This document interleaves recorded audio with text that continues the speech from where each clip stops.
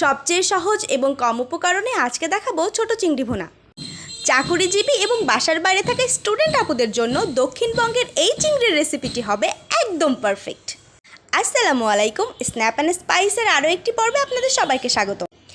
এই রেসিপিটির জন্য আমাদের প্রয়োজন ছোটো সাইজের চিংড়ি, তাই বাজার থেকে নিয়ে আসলাম কিছু ফ্রেশ চিংড়ি এবং সাইজটা আমি দেখিয়ে দিচ্ছি।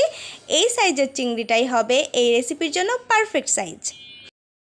এখানে 300 গ্রামের মতো চিংড়ি আছে, কিন্তু আমরা আজকে এখান থেকে অর্ধেক পরিমাণে রান্না করব।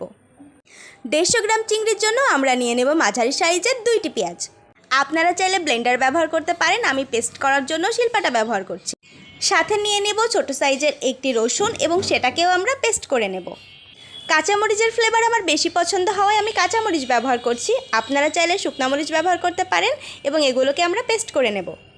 নিয়ে নেব 1 টেবিল চামচ জিরা এবং এগুলোকেও আমরা পেস্ট করে নেব। আপনারা যদি জিরা পাউডার ব্যবহার করেন তাহলে অবশ্যই 1/2 টেবিল চামচ পরিমাণ ব্যবহার করবেন। সাথে দেব 1/2 টেবিল চামচ পরিমাণ হলুদের গুঁড়ো এবং কালারের জন্য 1/2 টেবিল চামচ পরিমাণ শুকনো মরিচের গুঁড়ো। আমরা খুবই অল্প মশলা দিয়ে আজকে রান্নাটি করব এবং রান্নাটিকে আরও বেশি সহজ করার জন্য সবগুলো মশলাকে একসাথে সামান্য পানি মিশিয়ে একটি মিশ্রণ তৈরি করে নেব। ঝটপট রান্নায় মশলা মিশ্রণের এই পদ্ধতিটি খুবই উপযোগী।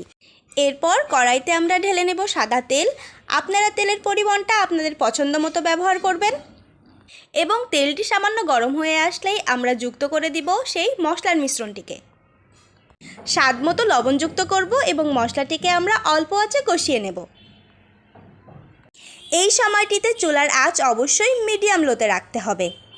মশলা থেকে তেল ছেড়ে আসার আগ পর্যন্ত আমরা মশলাটিকে কষাতে থাকব এবং যখনই এভাবে তেল ছেড়ে আসবে তখনই আমরা বুঝবো আমাদের মশলা কষানো শেষ। এরপর আমরা এখানে যুক্ত করে দেব ধুয়ে রাখা চিংড়ি মাছগুলোকে মশলার সাথে ভালোভাবে নেড়েচেড়ে মিশিয়ে নিব এবং যখন এরকম লাল বর্ণের হয়ে আসবে তখনই আমরা এখানে যুক্ত করে দিব পরিমাণ মতো পানি।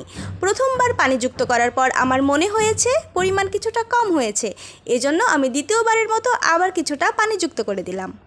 এরপর আমরা চুলার আঁচটা বাড়িয়ে দিব, মিডিয়াম হাইতে রেখে আমরা ঢাকনা দিয়ে দিব এবং 10 মিনিট রান্না করব। 10 মিনিট পর আমরা ঢাকনা খুলে লবণের পরিমাণটা চেক করে নেব।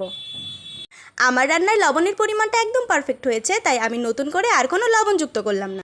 আমি আপনাদেরকে গ্রেভির ঘনত্বটা একটু দেখিয়ে দিচ্ছি।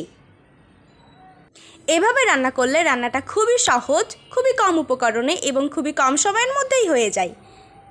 আমি গরম ভাতের সাথে এটি পরিবেশন করব। সাথে দিয়ে দেব দক্ষিণবঙ্গের ঐতিহ্যবাহী আলু ভর্তা। আমি নিজেও একজন স্টুডেন্ট, তাই কর্মব্যস্ত দিনে সময় বাঁচাতে আমি এভাবেই রান্না করি এবং রান্নাটা সত্যিই খুব মজার হয়। রান্নাটা আপনাদের কেমন লাগলো অবশ্যই কমেন্ট করে জানাবেন এবং আরও এরকম সহজ রান্না এবং টিপস পেতে আমাদের সঙ্গেই থাকবেন।